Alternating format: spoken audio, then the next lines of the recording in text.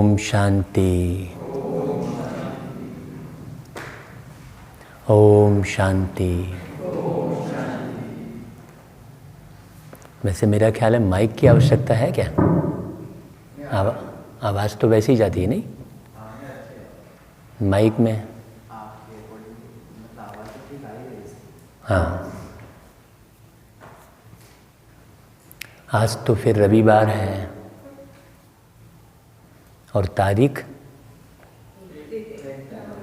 1/11/2020 है ना भाई।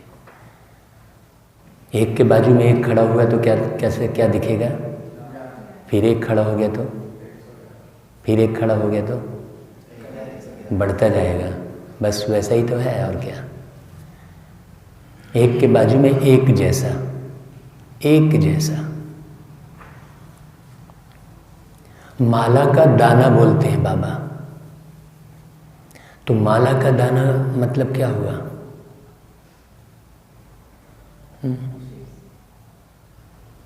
माला का दाना मतलब हुआ एक जैसे, सब एक जैसे। बाबा कहते हैं एक धर्म। तो एक धर्म क्या है? एक धर्म मतलब एक जैसी धारणा। मतलब मुकेश भाई की धारणा और सचिन भाई की धारणा में, तो फिर पीछे निखिल भाई की धारणा में थोड़ा अंतर चलेगा क्या? को मृदुल की धारणा में एक जैसी धारणा ही एक धर्म है। अब धारणा कौन सी? देवता। देवता मतलब तो सबकी एक जैसी धारणा। कौन सी धारणा? कि मुझे देना ही है बस। भाई क्या देना है वो सारा मुरली में बताते बाबा। तो एक धर्म का मतलब क्या हुआ? एक जैसी धारणा। एक राज्य मतलब क्या हुआ? किसी स्थान विशेष पर राज्य क्या? भाई वहां भी अलग अलग स्टेट होंगे। सतयुग में भी 8 स्टेट होंगे। तो फिर एक राज्य कहाँ कहलाया? बाबा ने मुरली में कहा है 8 स्टेट होंगे। 8 स्टेट होंगे तो उसमें 16 आत्माएं रहेंगी। माने 8 कृष्ण होंगे। 8 कृष्ण तो 8 नारायण होंगे। कृष्ण जो बड़े होंगे तो 8 कृष्ण है, इसलिए जन्माष्टमी कहते हैं। कृष्ण जी के साथ अष्टमी शब्द जुड़ा हुआ है। मतलब एक कृष्ण का जन्मदिन नहीं मनाया जा रहा है, 8 कृष्ण का जन्मदिन मनाया जा रहा है एक साथ। तो फिर एक राज्य कैसे हुआ? एक निमित्त बनाएंगे सभी जगह वही अपने राज्य को, मतलब जैसे कि अपने आप ज्ञान में कैसे बड़े निमित्त बोलते हैं कि आपको ये करना है, सभी साधन एक के द्वारा ही सबको एक जैसी श्रीमत होगी। अभी सुनना, एक राज्य मतलब मैं स्वयं अपने पर राज्य करता हूं हमेशा, एक पर ही, दूसरा नहीं। मुकेश पर राज्य नहीं करूंगा मैं। पति जो है अपने पर राज्य करेगा, पत्नी पर नहीं। गड़बड़ कहां हो जाता है? किसी भी घर में एक राज्य नहीं है। तो घर में राज्य नहीं है एक, तो वार्ड में नहीं है, मोहल्ले में नहीं है, तो तहसील में नहीं है, तो भारत में नहीं है। हर एक व्यक्ति एक राज्य। तो एक धर्म क्या हुआ और एक राज्य क्या हुआ? अब अगले लाइन क्या बोला बाबा ने?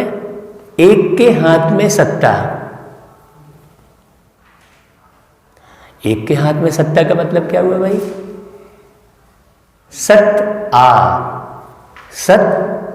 सत्ता को अगर अपन संधि विच्छेद करते हैं तो क्या होगा? सत्य आ मतलब झूठ कभी आए ही ना। झूठ कभी आए ना मतलब अपने को देह मिलियन सेकंड भी समझे ना, अपने को नारी मिलियन सेकंड भी न समझे, अपने को पुरुष मिलियन सेकंड भी ना समझे। सत्य भाई साथ देने वाले को सच्चा बोलते हैं और साथ नहीं देने वाले को झूठा बोलते हैं, है ना भाई। एक प्रेमी है और एक प्रेमिका है, दोनों एक दूसरे पर भरोसा कर रहे हैं। प्रेमी ने क्या किया, अपनी दृष्टि दूसरी तरफ, तो झूठा कहीं का बोलेंगे ना, वो साथ छोड़ दिया एक का, तो क्या बोलेगी प्रेमिका प्रेमी को, झूठा कहीं का बोलेगी ना, है। तो ये शरीर क्या है, झूठा कहीं का है ना। तो शरीर झूठा है क्यों बोल रहे हैं, शरीर झूठा मतलब शरीर तो है भाई, फिर सच्चा झूठ कहां से आ गया। साथ नहीं देता है आपका शरीर जो है, साथ नहीं देता है। साथ कौन देता है, साथ आपका परिवार देता है। बताओ भाई, साथ परिवार देता है। कौन सा परिवार देता है आपका साथ, आपके साथ जाता कौन सा परिवार है।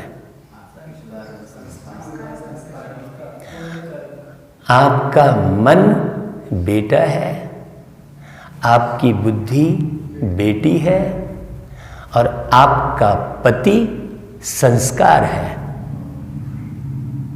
और आप स्वयं कौन है, आप मां है, आत्मा। लास्ट अक्षर क्या आ रहा है,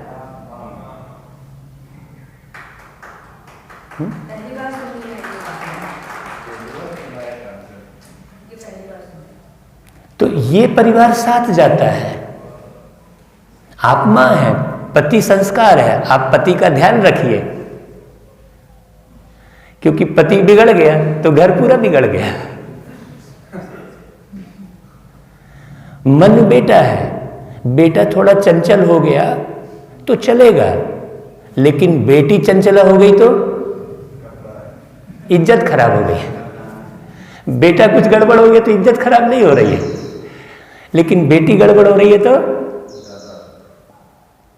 अब आत्मा, अब देखो रामायण में 3 राम की कहानी है, लेकिन आज तक किसी ने 3 राम की कहानी नहीं बताई। रामायण के अंदर में है 3 राम की कहानी। एक राम त्रेता का राजा,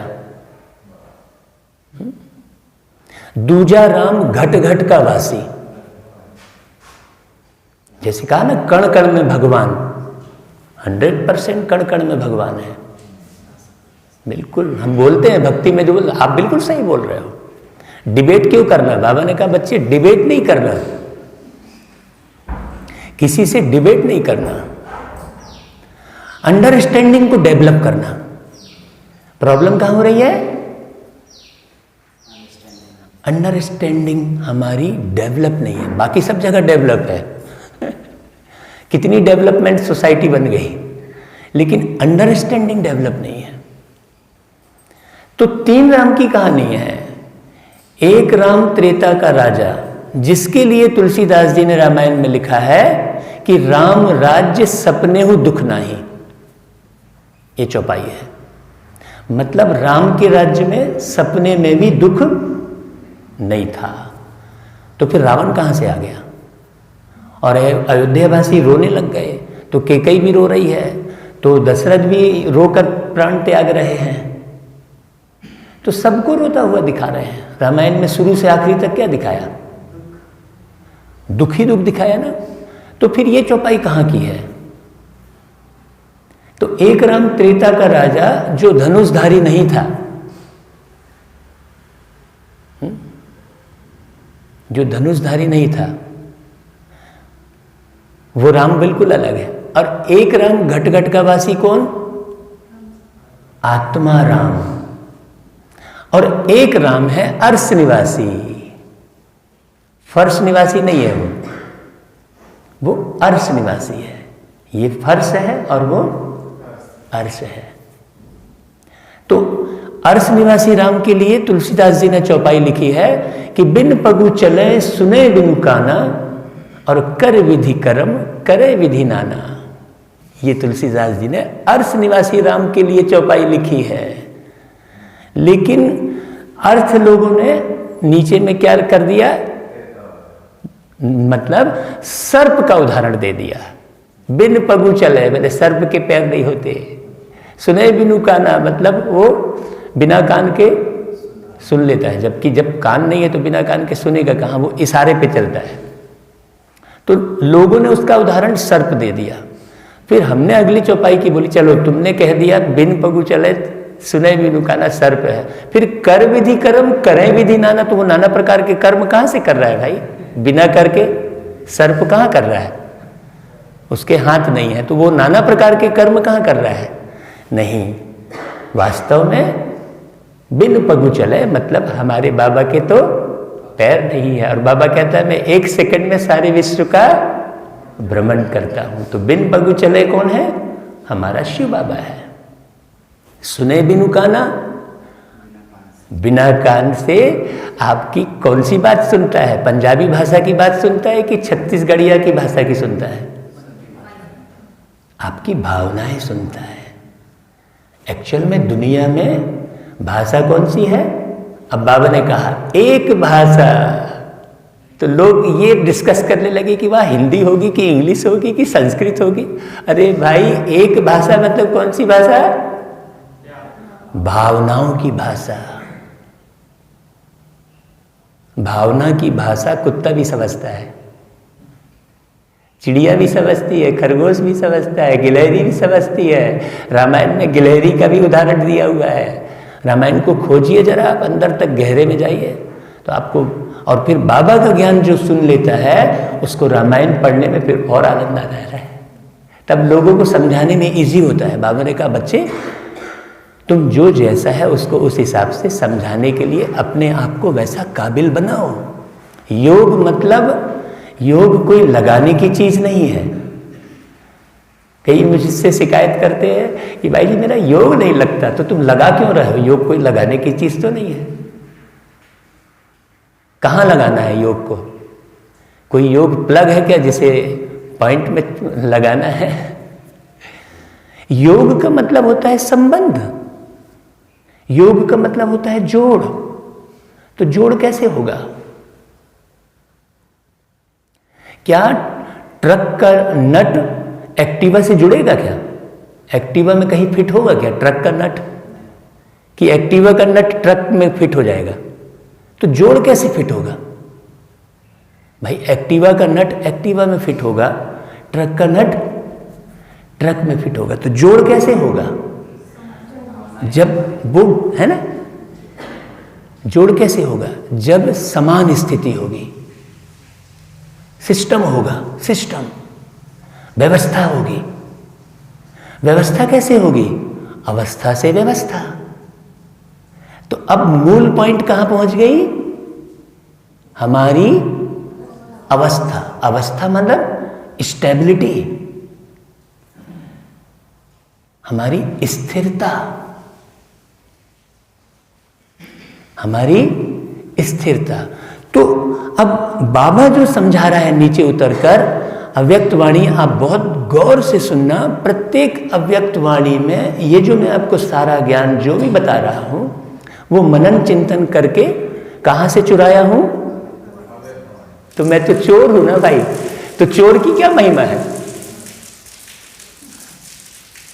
चोर की कभी महिमा है क्या? महिमा तो मालिक की होगी ना। तो दुनिया में सारे कौन है? सब चोर है, और मालिक कौन है? इसलिए कृष्ण जी को क्या बोला? लेकिन सारे मन महिमा किसकी कर रहे हैं? तो हम लोगों को कहते हैं तुम एक तरफ बोल रहे हो चोर और दूसरी तरफ उनको बोल रहे हो भगवान, और ये वो भाई चोर है वो, तो चोर की कहां से भाई? भाई चलो मैं आपके यहां आके 1 करोड़ रुपए चुरा लेता हूं, आप मेरी महिमा करना भला। करोगे भाई? ऐसा कहता हूं। तो परमात्मा की जो भी वाणी है, जो भी उनका स्वभाव है, जो भी उनका आकार है, जो भी उनका संस्कार है, उसका चिंतन करना ही योग है। मेरा बाबा कैसा है? मेरा बाबा जैसा है वैसा मैं हूं, ये हो गया योग। जैसा बाबा मुझे बनाना चाह रहा है वैसा मैं कितना % बना हूं, ये हो गया योग। ऐसा योग हम कर रहे हैं क्या? अरे आज तो मेरे को योग का टाइम ही नहीं निकला, 7 बज गया, समय निकल गया, योग का टाइम था। आज संडे है, आज अंतर्राष्ट्रीय योग दिवस है, तो आज 6:30 से 7:30 सारे विश्व के लिए योग करना है।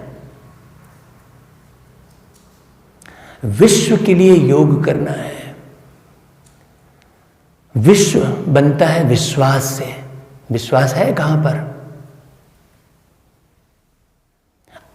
जब हम ज्ञान का मनन चिंतन करते हैं तो हमारा सबसे बड़ा फायदा कौन सा होता है?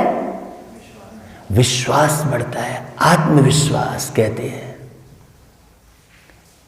सबसे पहले मुझे अपने आप में विश्वास है क्या? पूछो जरा, पूछो, मैं क्या कर सकता हूं?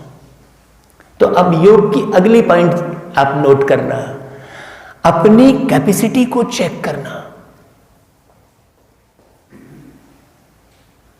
अपनी क्वालिटी को चेक करना, अपनी गुणवत्ता की जांच करना। कोई भी प्रोडक्ट बाहर कब आता है? आपको प्रयोग में कब दिया जाता है? ओके, टेस्टेड, सील लगती है। आजकल तो बहुत सारी सील लगने लग गई। तो अपनी क्वालिटी की जांच करना ही योग है, अपनी कैपेसिटी की जांच करना ही योग है। आपकी कैपेसिटी कितनी है? तो इस पर आज बहुत अच्छी योग बट्टी हमारे लीलाधर भाई ने रखी है। इस पर हम अभी तो मुरली सुनते हैं, इस पर योग भट्टी जो रखेंगे उसमें बहुत अच्छा विचार मंथन करेंगे। सब लोग अपना प्रश्न भी करना, कहाँ पर प्रॉब्लम हो रही है आपको खुद समझ में आएगा। प्रॉब्लम कहाँ क्रिएट हो रही है, हम अपने लाइफ को एस्टेब्लिश क्यों नहीं कर पा रहे हैं। ठीक है, अभी जो छोटी छोटी बात बताई उसको चाहे तो नोट कर लें और उस पर विचार सागर मंथन करें और स्वदर्शन करें। वास्तव में स्वदर्शन करना ही योग है। स्वदर्शन, अब आपको स्वदर्शन कराने वाला कितनी मेहनत कर रहा है, कितनी मेहनत कर रहा है, सोचो जरा। बाबा तो यूं ही याद आता है, बाबा को याद करना नहीं पड़ता, बाबा की याद आती है। उसके लिए एक बार मुरली चली थी कि बच्चे चुप रहकर बाबा को याद करो। तो आधी रात को उठ के हमने रागिनी को भी उठाया। मेरी आदत क्या है कि मेरे को जो अनुभव हुआ मैं तुरंत, रागिनी उठो भाई, ये अभी अभी अनुभव ये बाबा ने कराया, तुम भी सुन लो, क्योंकि साथ साथ चल रहा है ना, एक जैसे बन रहा है ना। लक्ष्मी भी वैसी ही है, नारायण भी वैसा ही है। लक्ष्मी नारायण का भी अर्थ बहुत अच्छा समझना, जिसे विष्णु रूप कहते हैं बाबा, बहुत गहराई है। सागर की गहराई कितनी है। भक्ति मार्ग जैसा पुरुषार्थ नहीं करना।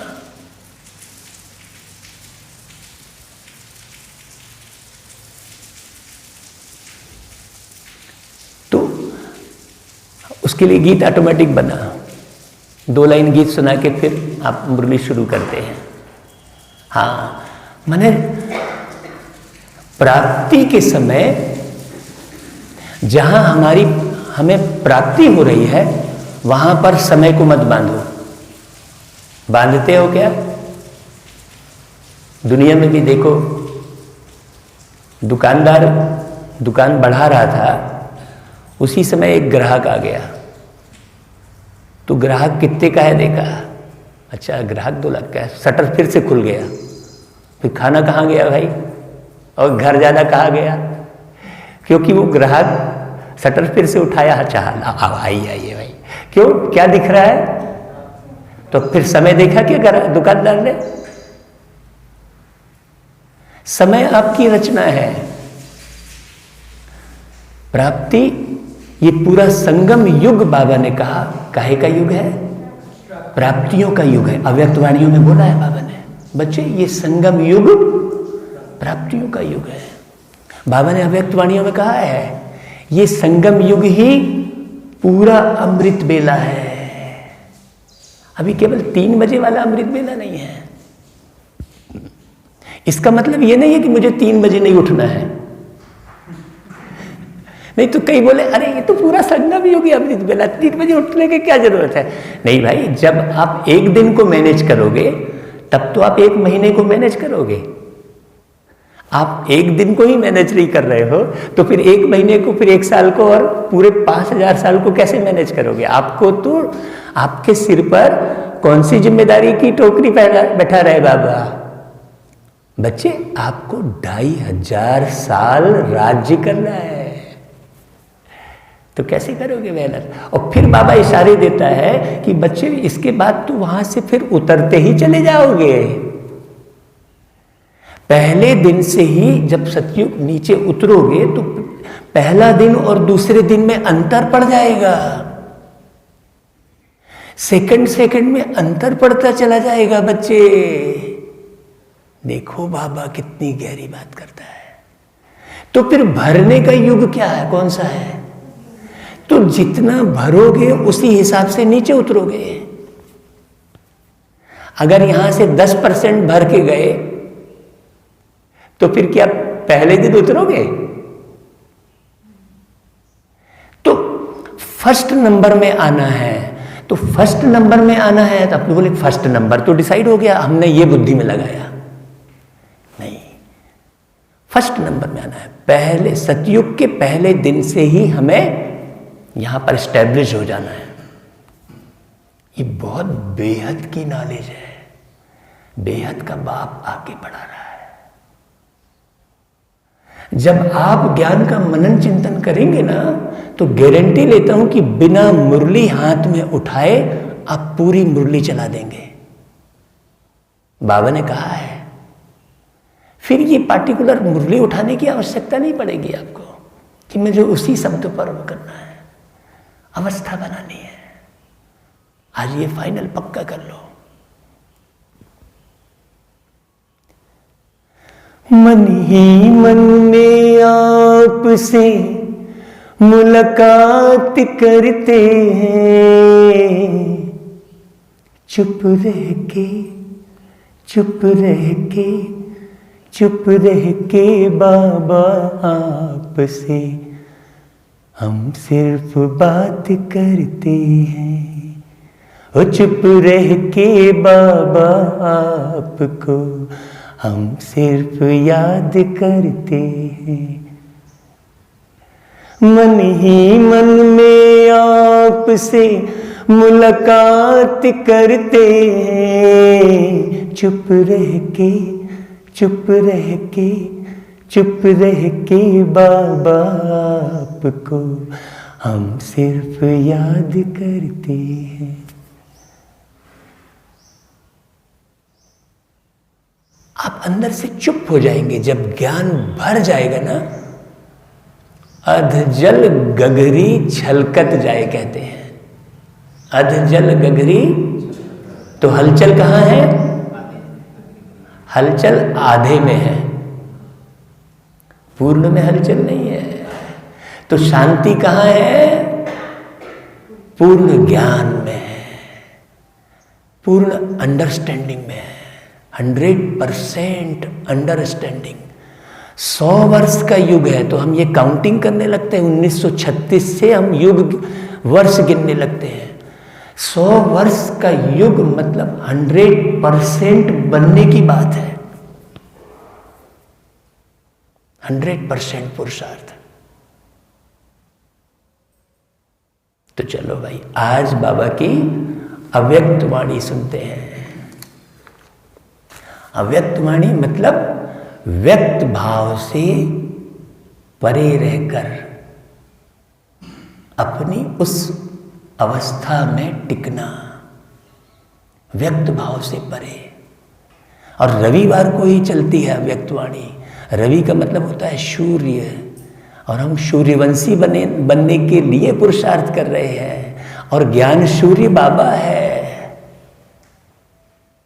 ना। और अव्यक्त वाणी में दो दो इंजन है, एक ब्रह्मा बाबा है और दूसरा, और दोनों अव्यक्त हैं। व्यक्त वाणी में ब्रह्मा बाबा व्यक्त में थे, तो उस समय ब्रह्मा बाबा के व्यक्त भाव भी शामिल होते थे। और अव्यक्त वाणी में प्यारे ब्रह्मा बाबा भी अव्यक्त हो गए, तो ब्रह्मा बाबा के अंदर भी व्यक्त भाव समाप्त हो गया। अव्यक्त भाव मतलब आत्मीयता। तो ऐसे अव्यक्त होकर आज की मुरली को सुनना है। आज बहुत प्यारी मुरली है। मुरली की हेडिंग है श्रेष्ठ तकदीर की तस्वीर बनाने की युक्ति। देखो,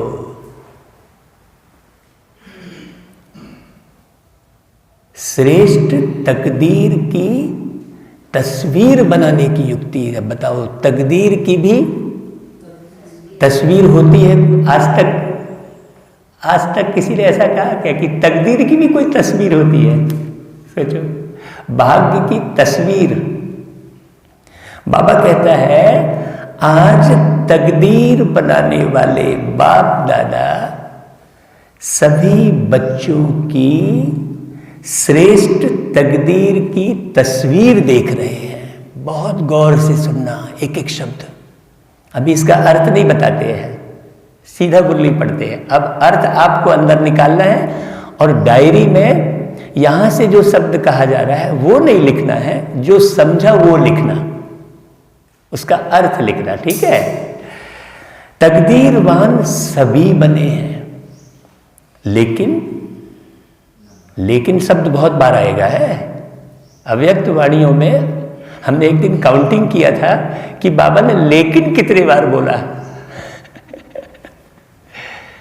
तो लेकिन बोला मतलब उसके पीछे बहुत सारी बात है, बाबा के दिल की बात। बाबा कहता है हर एक के तकदीर के तस्वीर की झलक अपनी अपनी है। जैसे कोई भी तस्वीर बनाने वाली तस्वीर बनाते हैं, तो कोई तस्वीर हजारों रुपयों के दाम की अमूल्य होती है ना। कोई पोर्ट्रेट जो है, एक बाबा की बहुत बड़ी मेहरबानी है कि मुझे बाबा ने आर्टिस्ट भी बनाया। मेरी जिंदगी की शुरुआत पोर्ट्रेट बनाने से हुई। हूबहू तस्वीर बनाता था मैं, स्केच करता था। शुरुआत मेरे जो हुई हूबहू तस्वीर बनाता था, स्केच। तो जो अच्छी बनती थी वो महंगी बिकती थी। बाबा ने जो बताया अभी उसकी बात बता रहा हूं। और जो पूरी एक्यूरेट नहीं बनी है वो, हाँ, बहुत गहरी बात है इसमें। बाबा कहता है कोई साधारण भी होती है। अब इसमें बहुत सारे इशारे हैं ना, सबकी अपनी अपनी तस्वीर है, अलग अलग झलक है। हाँ, यहां बाप दादा द्वारा मिले हुए भाग्य को, तकदीर को तस्वीर में लाना। अब बाबा उसका अर्थ भी बता देते हैं। तस्वीर में लाना अर्थात प्रैक्टिकल जीवन में लाना है। इसमें अंतर हो जाता है। अंतर कहां हो जाता है? तस्वीर बनाने में अंतर हो जाता है। तो फिर कोई सस्ती बिकती है तस्वीर और कोई महंगी बिकती है। तो अपना मूल्यांकन करो। इसलिए स्टार्टिंग क्या किया था कि अपनी क्वालिटी की जांच करना ही योग है, अपनी कैपेसिटी की जांच करना ही योग है। तकदीर बनाने वाले ने एक समय बहुत ध्यान से सुनना। एक समय और एक ने ही सभी को तकदीर बांटी है। दुनिया में बांटने में अंतर हो जाता है। प्रधानमंत्री ने योजना बनाई हर एक के लिए और बीच में लोग बांटने वाले दूसरे, तो कमीशन खा गए, तो प्रत्येक को प्रॉपर वे में नहीं मिला, तो कोई करोड़पति बन गया तो कोई, तो यहां तो बांटने वाले अलग अलग नहीं है भाई। यहां तो बांटने वाला कौन है? एक ही है। तुम नहीं बांट रहे हो, तुम तो चोरी किया हुआ दे रहे हो, है? यहां पर कमीशन नहीं खाना है। बाबा कहता है तकदीर को तस्वीर में लाने वाली हर आत्मा भिन्न भिन्न होने के कारण जो तस्वीर बनाई है उसमें नंबरवार दिखाई दे रहे हैं। हाँ, कोई भी तस्वीर की विशेषता, अब तस्वीर का निर्माण कैसे करना है वो बाबा आगे डिटेल बता रहा है। कोई भी तस्वीर की विशेषता कहां से देखी जाती है? सबसे पहले नजर कहां जाती है तस्वीर में? चेहरे में सबसे पहले नजर कहां जाती है? आंखों में। आप किसी के भाव पहचानते कैसे हैं? उसके आंखों से। आंखों से भाव टपकते हैं। आंखों ही आंखों में इशारा हो गया, बैठे बैठे जीने का सहारा हो गया है ना। आंखों वाली बात है, आंखों की। तो बाबा कहता है कोई भी तस्वीर की विशेषता नयन और मुस्कुराहट होती है ना। दृष्टि भी अलग अलग होती है। कुदृष्टि होती है, वक्र दृष्टि होती है, दृष्टि की भी बहुत वो है। और मुस्कुराहट भी कुटिल मुस्कुराहट होती है, निंदा वाली मुस्कुराहट होती है। हाँ, तो दो तरह से करते हैं। मुस्कान मुस्कान में भी अंतर होता है। पिक्चरों में आप देखते हैं अलग अलग मुस्कुराहट, अलग अलग कलाकार की। तो बाबा कहता है देखो यहाँ पर इन दो विशेषताओं से ही तस्वीर का मूल्य है। तो यहां भी तकदीर के तस्वीर की यही दो विशेषताएं हैं। बाबा कितना सहज कर रहा है देखो। नयन, अब नयन का अर्थ बताया बाबा ने। नयन अर्थात रूहानी विश्व कल्याणी। नयन अर्थात रूहानी विश्व कल्याणी। रहम दिल पर उपकारी दृष्टि। मेरे अंदर में सदा, हाँ, मैं आपको थोड़ा सा अनुभव यहां पर सुनाता हूं बीच में कि बाबा ने मुझे ग्राफिक्स डिजाइनर भी बनाया भाई। तो कंप्यूटर पे डिजाइनिंग का काम मैं करता हूं। तो कोई ऑफिस में आता है ना, तो मेरे ये भाव ही नहीं रहते कि ये मेरे को कोई ऑर्डर देगा तो मैं इस पर इतना पैसा कमा लूँगा। मेरे भाव सदा उस पर एक ही भाव कि इसका फायदा कैसे हो। जब तक हम दूसरे का फायदा नहीं सोचेंगे आपका फायदा कभी नहीं होने वाला है। लेकिन आज क्या उल्टा है परिणाम? केवल अपना फायदा। आप पूरे समय अपना फायदा देख रहे हैं। आप पूरे समय अपने बेटे की, अपने मम्मी की, अपने पापा के, अपने बहन की। क्यों भाई? आप जो सवेरे उठकर ब्रश करते हैं वो आपकी मम्मी पापा ने, आपके बहन भाई ने बनाया क्या? किसने बनाया ब्रश? दूसरे ने बनाया ना। आप जो घर में झाड़ू लगाते हैं वो झाड़ू आपके घर के सदस्यों ने बनाया क्या? आप जो कपड़े पहनकर मेरे सुंदर कपड़े, कितनी बढ़िया साड़ी ऐसा करते हैं, वो क्या आपके भाई बहन माता पिता ने बनाया क्या? तो फिर आपका जीवन चला कौन रहा है? आपके घर का सदस्य तो कोई नहीं चला रहा है। ये भी देखो सुबह से शाम तक।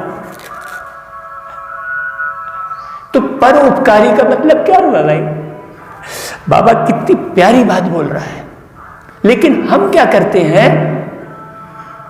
देखो अब ये भाव उत्पन्न हो रहा है। देखो ये ब्रश बनाने वाला कितना बढ़िया है यार, मेरे दांत की सफाई में सहयोगी बन रहा है, तो मेरे अंदर में उपकार किस तरफ जाएगा। अब मैं कुएं का मेढक नहीं हूं, मैं कुएं का मेढक नहीं रह गया, अब मैं क्या हो गया, सागर हो गया।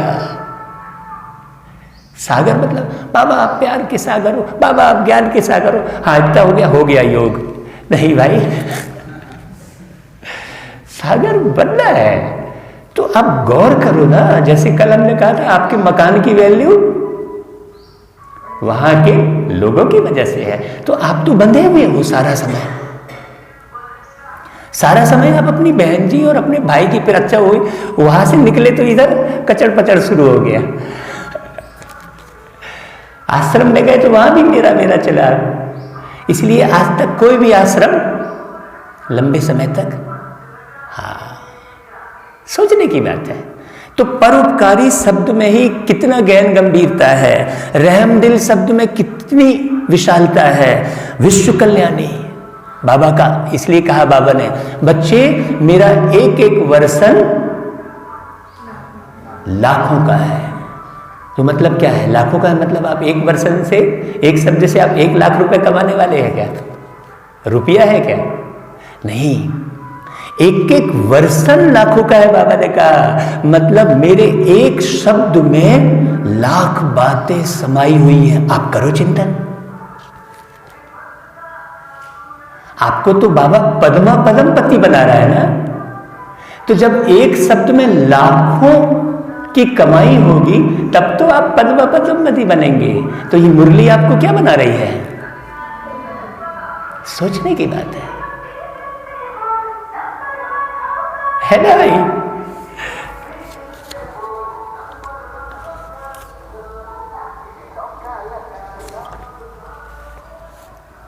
तो बाबा कहता है अगर दृष्टि में यह विशेषताएं हैं, अगर दृष्टि में, अभी केवल 3 बातें बोली बाबा ने, अभी दृष्टि में और बहुत गहराई है। 3 बातें कौन कौन सी बोली?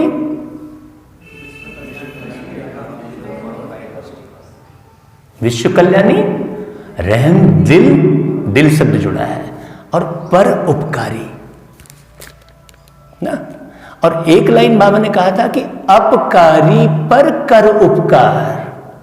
उपकारी पर तो आप उपकार कर ही ले रहे हो। उसने ये गिफ्ट दिया था, शादी में आया था, तो मैं इतना गिफ्ट मैं भी दूंगा, थोड़ा बढ़ा लेता हूं। नहीं, जो आपको कुछ नहीं दे रहा है उसको आप सब कुछ दो। बाबा ने कहा जो आपको गाली दे रहा है उसको गुलाब दो। तो इसका मतलब जो गाली दे रहा है तो गुलाब फूल तोड़ के उसको पकड़ाओ तो और ही गुस्सा हो जाएगा वो। बाबा ने कहा कि भाई कई बार हमने बहुत जगह तो घुमाया बाबा ने, एक से एक बच्चे देखने मिलते, मैं बहुत आनंद लेता रहता हूँ बच्चों को देख देख के। बाबा जैसे बच्चों को देख के आनंद लेता है ना, वैसे मैं भी देख देख के इतना अंदर से इतना खुश रहता हूँ कि वाह भाई बाबा क्या बच्चे बनाए आपने, आप तो बड़े कमाल के हो आप। अरे एक जगह तो मैंने ये देखा कि बाबा ने कहा अम्मा मरे तो हलवा खाओ और बीवी मरे तो डबल हलवा खाओ।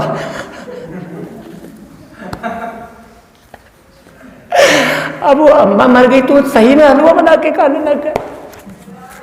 घर में तो सारे लोग बोले अरे ये मैंने प्रैक्टिकल में देखा, ये क्या कर रहा है भाई, इधर अम्मा मरी तो, अरे बाबा ने कहा है।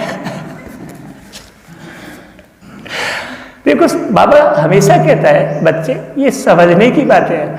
कितनी देखो कितनी खुशी है, आप अगर समझोगे बहुत गहराई से तो आपकी खुशी कभी खत्म ही नहीं होने वाली है। और खुशी जैसी कोई खुराक नहीं, खुशी जैसी कोई दवा नहीं। आपके अंदर खुशी नहीं है, वही इसीलिए बीमारी पकड़ी हुई है आपको। बाबा कहता है कि मूल बात है दृष्टि और मुस्कुराहट, चेहरे की चमक। अब चेहरे की चमक तो भाई ब्यूटी पार्लर में जाके बहुत अच्छा बनाया जा सकता है। 40 साल के 50 साल के व्यक्ति को 16 साल का बनाया जा सकता है। तो अभी मालूम क्या सोचते हैं, अरे वो बहन जी के चेहरे में यह चमक थी भाई। अभी साधु सन्यासी लोग भी बस जितने भी फंसते हैं सब ऐसे ही फंसते हैं ना, क्या दमक रहा था उसका चेहरा। तो चेहरा तो भैया आपका किसी भी तरीके से दमक जाएगा। मैं आपको बहुत सारे उपाय बता दूंगा, स्थूल उपाय।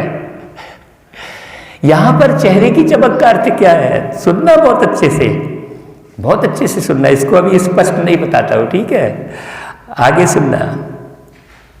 यहां है सदा संतुष्ट रहने की, संतुष्टता और प्रसन्नता की झलक।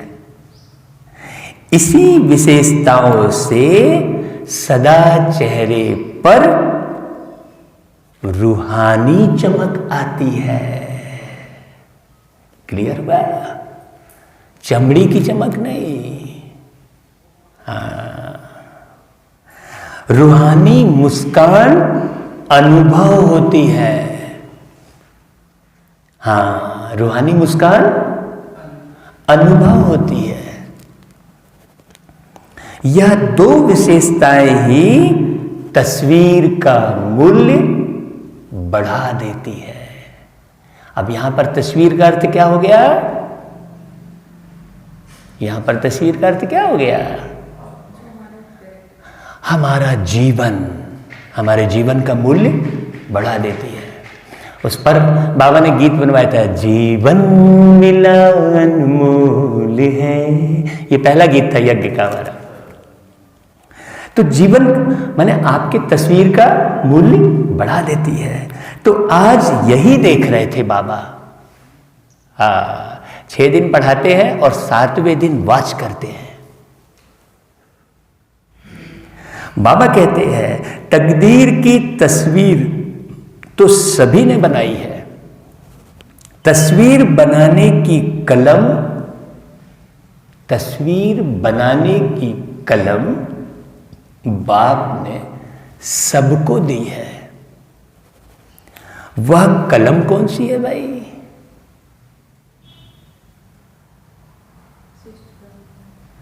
बहुत अच्छा। सबसे पहली कलम है श्रेष्ठ स्मृति। कल क्लास में बोले थे हमने, सारा खेल स्मृति और विस्मृति का है। उसके लिए एक गीत हमने रिकॉर्ड किया था, वो एक भाई ने भी गाया यज्ञ में। हमारी आवाज में वो गीत नहीं, लेकिन हमारी आवाज में भी वो रिकॉर्ड है। जैसा सोचोगे तुम, सुना होगा आपने। तो पहली कलम कौन सी है? स्मृति।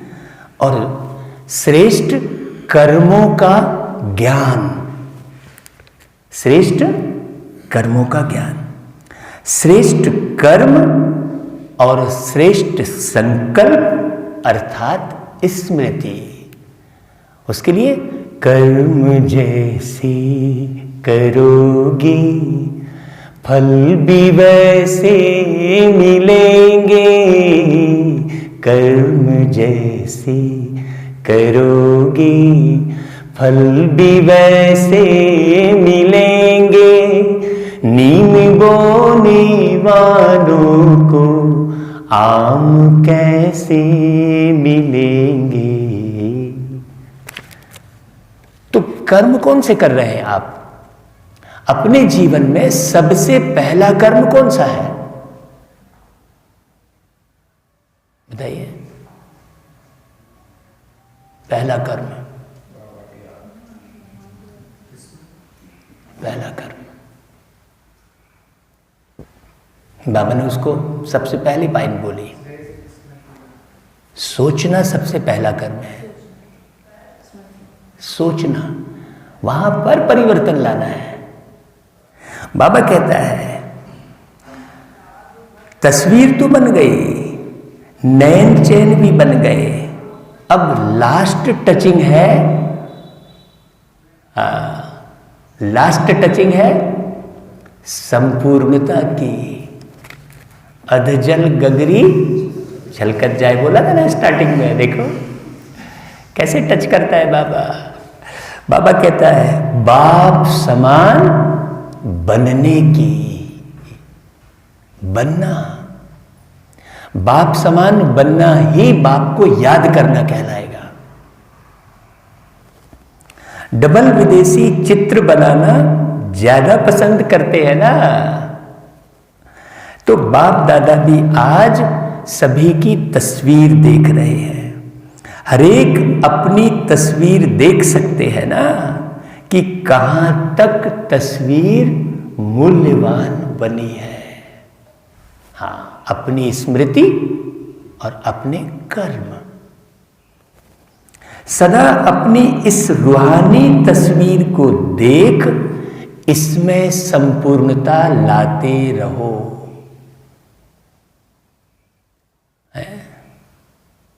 सबसे ज्यादा समय कहां देना पसंद है आपको? दर्पण के सामने। प्रत्येक नारी और शौकिया पुरुष समय पूरा इत्मीनान से, पूरे ध्यान से समय कहां देता है? वहां ध्यान भंग नहीं होता। होता है क्या? और उस दर्पण में किसका चेहरा देखता है वो? ज्यादा से ज्यादा अपना ही देखता है ना। उस दर्पण को देखकर दूसरे के चेहरे का निर्माण तो नहीं करता ना है। तो मुरली क्या है?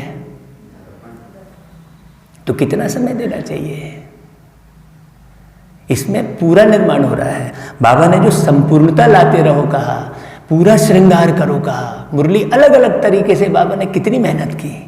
बाबा कहते हैं विश्व की आत्माओं से तो श्रेष्ठ भाग्यवान कोटों में कोई, कोई में भी कोई, अमूल्य वह श्रेष्ठ भाग्यवान तो हो ही। आप तो हो ही, आपके स्वरूप की याद दिला रहे बाबा। लेकिन शब्द फिर आ गया। देखो, एक है श्रेष्ठ और दूसरा है श्रेष्ठ ते श्रेष्ठ। श्रेष्ठ में भी श्रेष्ठ। तो क्या बनना है भाई? श्रेष्ठ बनना है कि श्रेष्ठ में भी श्रेष्ठ। तो श्रेष्ठ बने हैं व श्रेष्ठ ते श्रेष्ठ बने हैं, यह चेक करना है। अब आज का योग आपका कैसा रहेगा? श्रेष्ठ बने हैं या श्रेष्ठ ते श्रेष्ठ बने हैं? चेकिंग ही योग है।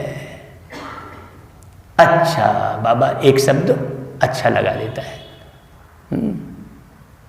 अच्छा लगा के बाबा देखना, डायमंड हॉल में हम तो बाबा से कई बार मिले हैं, बड़े भाग्यशाली। बाबा को गीत सुनाए हैं, बाबा कनखियों से हमको देखे हैं। भाई ये बच्चा कौन है, गीत गा रहा है भाई। पूरा अनुभव बहुत प्यारा। तो बाबा चुप हो जाता है, अच्छा बोल के चुप हो जाता है, चुप होकर देखता है।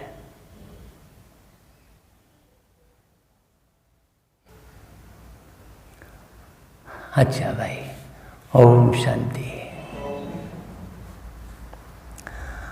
बाबा कहता है अब डबल विदेशी रेस करेंगे ना। अब डबल विदेशी रेस करेंगे ना। आगे नंबर लेना है व आगे वालों को देख खुश होना है। क्या करना है? आगे नंबर लेना है या आगे वालों को देख खुश होना है? अभी सारा पुरुषार्थ क्या चल रहा है?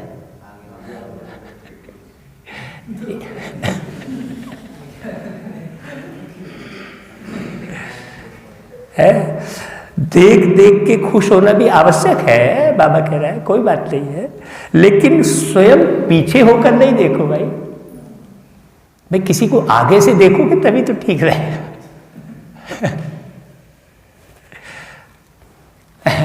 कल हम एक घर में गए तो हमारे बुजुर्ग बोलता है, वो एक बच्ची बहुत प्यारी सी, वो मैंने सटकनी खोली और अरे ये कितनी अच्छी।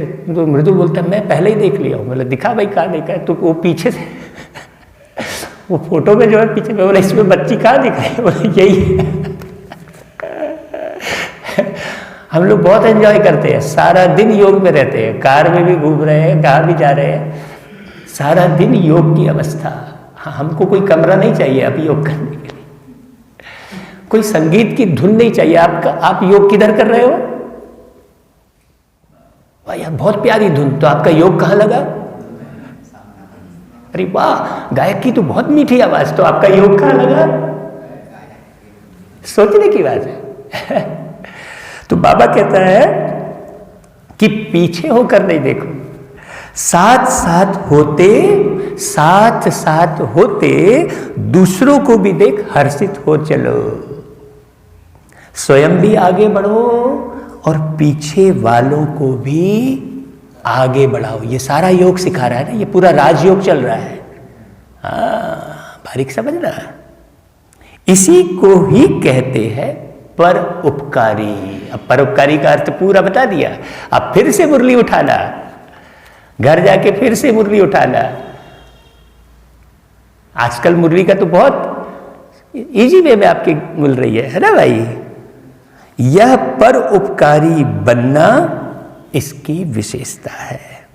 स्वार्थ भाव से सदा मुक्त रहना। आप सदा अपने भाई बहन माँ बाप की फिक्र में लगे हो, ये स्वार्थ है आपके अंदर। हर परिस्थिति में, हर कार्य में, हर सहयोगी संगठन में, एक एक शब्द सुनना, कहां कहां स्वार्थ भाव से मुक्त की बात कर रहे बाबा। जितना निस्वार्थपन होगा उतना ही परोपकारी होगा। स्वयं सदा भरपूर अनुभव करेगा, सदा प्राप्ति स्वरूप की स्थिति में रहेगा। देखो भट्टी चल रही है, ये बाबा की अव्यक्त वाणी। अभी जब बीच में हम चुप हुए थे तो बाबा ने मुझे कहा कि बच्चे हड़बड़ी नहीं करना, जब आप फिर 11 बजे भट्टी स्टार्ट करोगे तो आगे की मुरली सुना देना। भले घर जाना है किसी को तो 8:30 बजे, भाई घर भी जाना है, सारे तैयार होकर 11 बजे आना है, तो आधी मुरली में अपन इतिश्री करके फिर 11 बजे फिर इसी मुरली पर आगे करेंगे। ऐसा बाबा ने, जब हम चुप हुए तो बाबा ने ये टच किया है, बोले बाबा ऐसा करना, लेकिन हड़बड़ी नहीं करना कि मुरली जल्दी जल्दी पढ़ना है ना।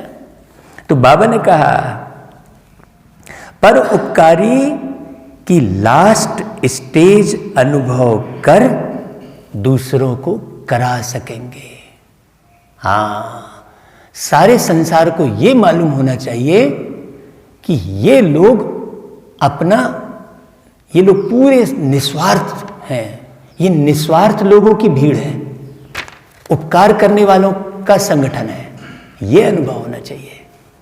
बाबा कहते हैं, जैसे आप उदाहरण दे रहे हैं बाबा, जैसे ब्रह्मा बाप को देखा लास्ट समय की स्थिति में उपराम और पर उपकार, यह विशेषता सदा देखी। बाबा हमेशा कौन सा शब्द लगाता है?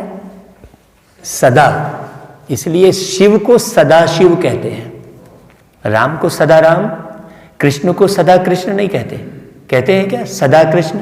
इसका मतलब ही यही है कि कृष्ण सदा कृष्ण नहीं रहता, लेकिन शिव सदा ही शिव रहता है। इसलिए बाबा की मुरली में सदा शब्द बहुत बार आएगा, ध्यान देना। ये हो गया बारीकी से मुरली को, हाँ, तब आपकी अंडरस्टैंडिंग इतनी बढ़िया डेवलप होगी। यानी आपका ये परिवार क्या, आप पूरे संसार को बढ़िया चला लोगे। चाहे जहाँ अभी आपके लीलाधर भाई बोले आपने 500 रुपये कैसे ले लिया भाई? अरे हमने लिया थोड़ी, उसने बड़े प्यार से वैसे ही दे दिया। आपका कैसे हो गया? सब पट जाएंगे। आप बाबा की पटरानी बन जाओ, आपसे सब पटेंगे, गारंटी है। लेकिन पटरानी तो बनो बाबा की। पट पर सोकर आनंद तो लो, बाबा कहता है। कितना जोड़ता है बाबा, लौकिक अलौकिक और पारलौकिक तीनों बातें करता है बाबा। आप मुरली उठाकर देखना भाई, हम अलौकिक हो गए तो हमको लौकिकता थोड़ी छोड़ देती है। लौकिकता को अलौकिकता में कन्वर्ट करना ही योग है। अब योग की परिभाषा समझते जा रहा है। योग सब्जेक्ट ज्ञान से भी बड़ा है, योग की सब्जेक्ट ज्ञान से भी बड़ी है। बाबा कहता है स्व के प्रति कुछ भी स्वीकार नहीं किया। किसने? ब्रह्मा बाबा ने स्व के प्रति कुछ भी स्वीकार नहीं किया। ना महिमा स्वीकार की, न वस्तु स्वीकार की, न रहने का स्थान स्वीकार किया। अभी हम क्या क्या स्वीकार कर लेते देखना जरा। स्वीकार किसको करना है? प्रत्येक व्यक्ति को स्वीकार करना है। देखो व्यक्ति की बात कही क्या बाबा ने? न व्यक्ति स्वीकार किए, ऐसा बोला क्या बाबा ने? नहीं बोला। प्रत्येक व्यक्ति को एक्सेप्ट करना, प्रत्येक नेचर को एक्सेप्ट करना। जब आप प्रत्येक नेचर को एक्सेप्ट करना सीख जाएंगे तभी आप नेचर को कन्वर्ट कर पाएंगे। नहीं तो आप योग लगाते रहो कि मैं मेरे खेत में शांति की किरणें फैला रहा हूं, तो वो खेत की जो धान है वो भी तो रिसीवर होनी चाहिए, वैसे उसके अंदर वो पावर होनी चाहिए। हम तो पहले रिसीवर तो बनाए पहले हैं, रिसीवर का निर्माण करें ना, तब तो आपका फेंका हुआ जाएगा। बताओ रिसीवर का निर्माण किया क्या? रिसीव करने वाले तैयार करना पड़े ना। तो कैसे तैयार करना, ये सारा मुरली में पूरी विधि सिखाई बाबा ने। बाबा कहता है सूक्ष्म और स्थूल, सूक्ष्म और स्थूल। सदा ब्रह्मा बाबा ने क्या कहा? पहले बच्चे, पहले बच्चे। इसको कहते हैं परोपकारी। अब परोपकारी की कई डिटेल बाबा ने अभी आधी मैंने 75%, एक पेज का 75% पढ़ा है। आप यदि इसे ही पूरा मनन चिंतन करेंगे तो आप एक डायरी भर लेंगे, केवल इतना। अब पूरी मुरली में तो आप पूरी 21 जन्म की कमाई एक मुरली में आप कर सकते हैं, पता है? एक अव्यक्त वाणी में आप 21 जन्म की कमाई कर सकते हैं। बाबा कहता है यही संपन्नता की, संपूर्णता की निशानी है। फिर एक शब्द बोलता है, समझा? कहता है बाबा, और फिर चुप हो जाता है। आप देखना, मैं तो जब बाबा को याद करता हूं तो डायमंड हॉल पहुंच जाता हूं। और हाँ, आपको अवस्था बनानी है ना, तो YouTube का आप इस्तेमाल करिए और बाबा जो दादी के तन में, दादी हृदय मोहिनी के तन में आकर जो अव्यक्त वाणियां चलाया है, अब तो आपको और अच्छी सुविधा हो गई। जब हम शुरू किए थे पुरुषार्थ तो हमें अव्यक्त वाणी की किताब पढ़नी होती थी, लेकिन आज तो आप चाहे जब साकार में बाबा को देख सकते हैं। तो आप केवल शब्दों को मत सुनिए, बाबा के नयनों को देखिए, बाबा के भाव को देखिए, बाबा की मुस्कुराहट को देखिए, बाबा जब चुप होता है उस समय की दृष्टि को देखिए। ऐसे डायमंड हॉल में हम बैठ के मुरली सुने हैं? हाँ, नहीं तो डायमंड हॉल में। अब देखो बाबा ने कहा चलो बच्चे 1 सेकंड में मेरे वतन चलो। बाबा कहां बैठा है? डायमंड हॉल में। और बच्चों को बोल क्या रहा है? 1 सेकंड में परम धाम चलो।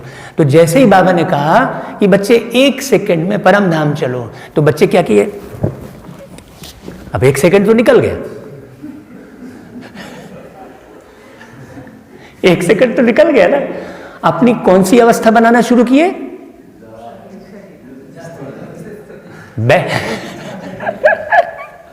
बैठक व्यवस्था।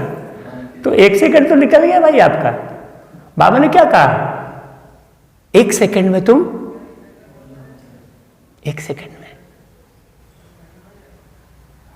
भाई जाना किसको है? 1 सेकंड में ये शरीर को की ना भाई। तो फिर शरीर की क्या स्थिति है?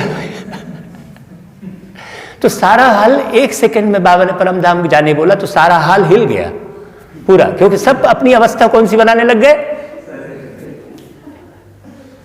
है समझने की बात। बारीक है। जब हम एक एक चीज को देखेंगे समझेंगे तो हमको क्लियर होगा कि हम कर क्या रहे हैं भाई। हम हम सुन क्या रहे हैं और कर क्या रहे हैं? खुशी बढ़ेगी भी नहीं फिर ऐसे में, वो तनाव ही बढ़ेगा। अब ज्ञान में चले तो पूरे घर में तनाव ही बढ़ गया। क्यों? हम चल ही नहीं रहे, फिर पता चल रहा है कि हम पति का दोष देख रहे हैं, हम बच्चे का हम देख नहीं रहे। हम तो 10 साल से ज्ञान में चल रहे, परिवर्तन आया ही नहीं। तो परिवर्तन आएगा कहां से? आप तो अभी कुछ भी नहीं बदले हो, 1% भी। बाबा बार बार कह रहे हैं चेक करो भाई। बहुत बारीक बात है ना, है? हमारे लीलाधर भाई ने कहा भाई 8:30 बजे मुरली समाप्त कर ले, तो 15 मिनट अभी बचे, अभी थोड़ी मुरली और अपन शुरू कर सकते हैं ना भाई। हाँ, अब देखो बाबा वही लाइन बोल रहा है आगे, मुरलियां तो बहुत सुनी, बोला बाबा। देखो, अब मुरलीधर बन सदा नाचते और नचाते रहना है। हाँ, मुरलीधर बन सदा नाचते और नचाते रहना है। तो फिर मद्रास का लुंगी डांस देख लो, क्योंकि नचाते रहना है बाबा ने बोला, तो डिस्को डांस सीख लो भाई, क्योंकि बाबा ने नाचते रहना बोला है, तो कोई ना कोई डांस तो सीखना पड़े। क्या ये ऐसा करना पड़े? हाँ, बाबा देखो इशारे करता है, बच्चे एक हाथ की ताली बजाओ। देखो कैसा बोलता है बाबा। बाबा बोलता है नाच रहे हो कि नहीं नाच रहे हो? अभी सब लोग नाच रहे हो कि नहीं नाच रहे हो? भाई मैं तो खूब नाच रहा हूं, आपको दिख रहा है कि नहीं मुझे नहीं मालूम। तो कैसा नाचना और नचाना है? बाबा कहता है मुरली से सांप के विष को भी समाप्त कर लेते हैं। अब दिखाया भक्ति मार्ग में, ये मुरली घुमाई, वो राक्षस गया। अब कृष्ण कन्हैया का वो सीरियल भी देख लेना, वो कंस भेजता है राक्षसों को, तो कन्हैया बच्चा है और बढ़िया खेलता रहता है, तो वो राक्षसी उसको उठाने आती है, तो वो छोटा सा बच्चा क्या करता है? मुरली घुमा देता है, भाग जाती है वो। तब लोग हद पर, अब यार ये मुरली में जादू है बोले। अब वो काठ की मुरली दिखाती है उठा के, कोई कुछ समझा ही नहीं। देखो प्रैक्टिकल कहां पर है, सोचो। अब आपको ये पक्का हो जाए, ये संस्था कोई संस्था नहीं है ना। हाँ, जब ऐसा पक्का होगा तो आप कभी नहीं छोड़ेंगे। बाबा कहता है तो ऐसा मुरलीधर हो जो किसी का भी, कितना भी, किसी का भी और कितना भी, 2 शब्द हैं, किसी का भी और कितना भी कड़वा स्वभाव संस्कार हो उसको भी वश कर दे। अर्थात कितनी प्यारी बात बोली, देखो नचाने का भी अर्थ बताया बाबा ने, अर्थात उससे मुक्त कर नचा दे। अब आप ही के अंदर कड़वाहट है तो आप दूसरे की कड़वाहट कहां से मिटाओगे भाई? बाबा कहता है हर्षित बना दे। अब यह रिजल्ट देखेंगे। हाँ, कितनी वंडरफुल बात है कि परमात्मा धरती पर आकर स्पष्ट बोल रहे हैं कि अब रिजल्ट देखेंगे कि कौन कौन ऐसे योग्य मुरलीधर बनते हैं। मुरली से भी प्यार है, मुरलीधर से भी प्यार है। भाई है मुरली से प्यार तो सारे दिन में याद आती है कि हाँ फिर से उठा के मुरली पढ़ ले। मुरलीधर से प्यार है, फिर एक शब्द आ गया लेकिन। अब उस लेकिन की बात को सुनना बहुत ध्यान से। बहुत इशारे में बात करता है बाबा। मुरली से भी प्यार है, मुरलीधर से भी प्यार है, लेकिन प्यार का सबूत है जो मुरलीधर की हर बच्चे प्रति शुभ आशा है। बहुत ध्यान से सुनना, मुरलीधर की हर बच्चे प्रति शुभ आशा है, वह प्रैक्टिकल में दिखाना। प्यार की निशानी है जो कहा वह करके दिखाना। ऐसे मास्टर मुरलीधर हो ना, बनना ही है। अब नहीं बनेंगे तो कब बनेंगे? अब नहीं बनेंगे तो कब बनेंगे? विनाश सामने खड़ा है, बाबा कहता है। तो विनाश सामने खड़ा है मतलब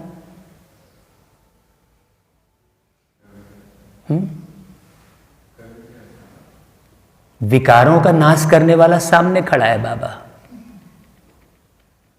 और तुम कहां भटक रहे हो? विनाश सामने खड़ा है, विकारों का नाश करने वाला प्यारा बाबा सामने खड़ा है, तुम कोताही बरत रहे हो। है? बाबा कहता है कल्प की बाजी जीतनी है भाई, एक दो दिन की बाजी नहीं जीतनी है, कल्प की बाजी जीतनी है। पूरे कल्प की बात है। देखो एक एक शब्द कितना इशारेदार। तो फर्स्ट डिवीजन में आना है, यह दृढ़ता धारण करनी है। कोई नई बात कर रहे हो क्या? पूछे बाबा, भाई नई बात कर रहे हो क्या? ये नई मुरली चल रही है क्या? कल्प पहले भी यही मुरली चली थी। बाबा कहता है कितना बार की हुई बात को सिर्फ लकीर के ऊपर लकीर ही तो खींच रहे हो। ट्रेस पेपर में रख के क्या कर रहे हो? हुबहू तस्वीर बना रहे हो। ट्रेस पेपर से उतारते हैं ना, वो ट्रेस पेपर ट्रांसपेरेंट होता है। बाबा कहते हैं कल्प कल्प की बनी हुई प्रारब्ध को सिर्फ बनाते हो, क्योंकि कर्मों के फल का हिसाब है। बाकी नई बात क्या है भाई? नथिंग न्यू, नई बात कुछ भी नहीं है। यह तो बहुत पुरानी है और हुई पड़ी है। यह अटल निश्चय, इसको दृढ़ता कहते हैं, इसको ही तपस्वी मूर्त कहते हैं। अभी तपस्या का अर्थ भी बाबा ने बता दिया। हर संकल्प में दृढ़ता माना तपस्या। ठीक है भाई? अच्छा, बाबा फिर एक अंतर और चलाया, और फिर सबसे पहले अंतरे में अच्छा बोला, फिर बीच में बोला समझा, फिर तीसरे अंतरे में फिर बोला अच्छा, और फिर चुप हो गया। तो अभी हम मुरली यहां तक करते हैं, फिर 11 बजे इस मुरली को और आगे बढ़ाएंगे। बढ़िया। और सब प्रश्न लेकर भी आना, जो जो प्रश्न है आपके जीवन में। हाँ, कैसे जीवन जीना है, किस प्रकार से लोगों की सेवा करनी है, वो सब बाबा की मुरलियों में है। बस केवल समझने की देरी है। अच्छा भाई।